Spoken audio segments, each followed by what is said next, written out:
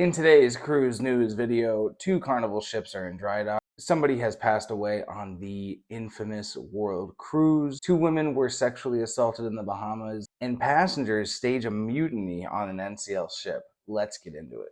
Cruise news item number one: the Carnival has two ships in dry dock.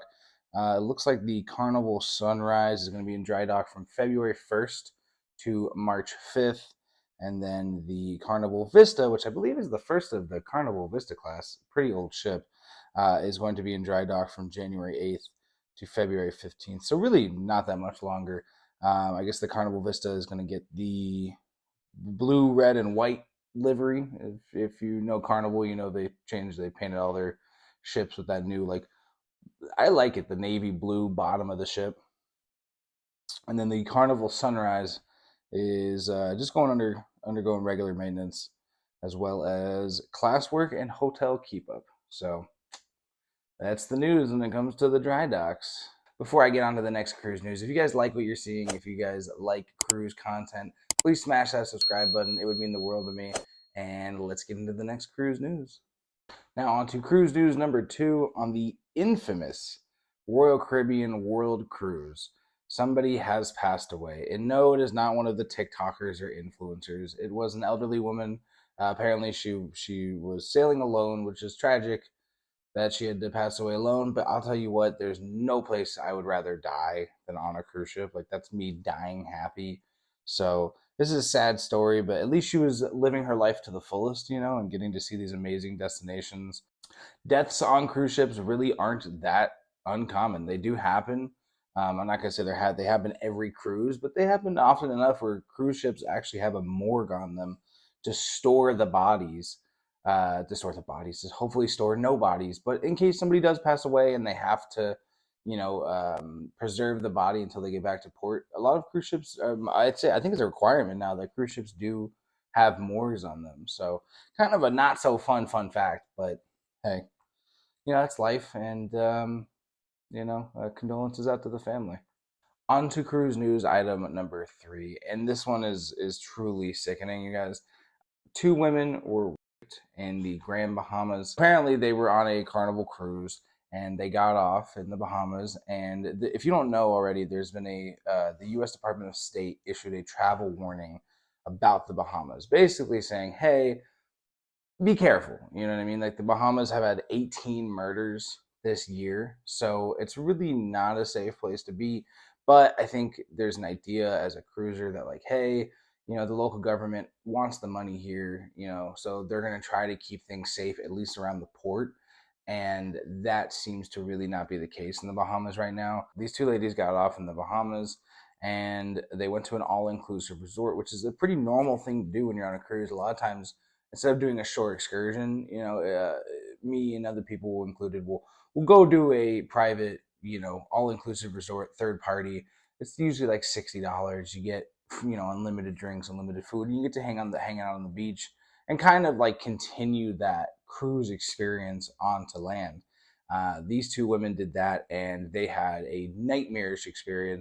Apparently, they were given like a buy one get one free drink offer, and the bartender had put some benzodiazepines, I believe they're called, basically like Xanax or Ambien. He slipped those drugs into their drinks, and then the girls went looking for seashells.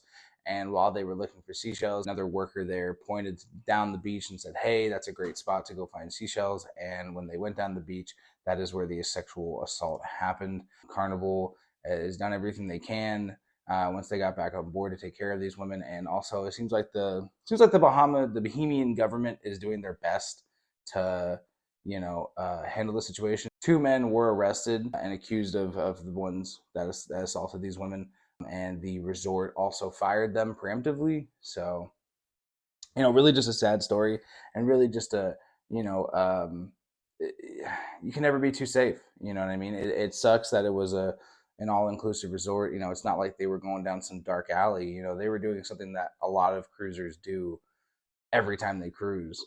And it really isn't a great case for cruise ships to continue going to the Bahamas. Maybe it's time to just start spending more time at the private islands until the Bahamas can get these things fixed. maybe it's time to open up Cuba. As a Cuban, I would love to see a Cuban cruise, but yeah, just a sad story all around. And your last cruise news item for this week. Hopefully, I'll be able to start putting out more of these. Um, Passengers revolted. Or revolt. There was anarchy. There was a protest.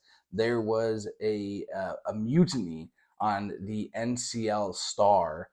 This ship was slated to go to Antarctica, and I guess once passengers were already on board and while they were sailing, NCL changed the itinerary and made it a South America Argentina cruise.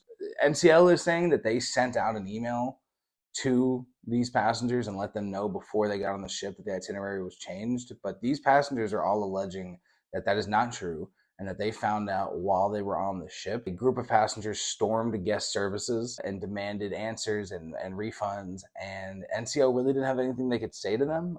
Apparently, that ship is under a go slow order, meaning they can't go more than 19 knots. And I guess that has messed up their ability to like get to the port in Antarctica and then get to the next port, so they had to cancel Antarctica. But I don't think that's really a good excuse. There's really no explanation why they have this go slow order. And understandably, Antarctica is on my bucket list, and those cruises aren't cheap. Between getting to Argentina and the cruise itself, I mean, you're looking at thousands of dollars, even just for an interior. So, I fully understand how these passengers are upset. And, I would feel the same way if I had gotten gypped out of my bucket list cruise.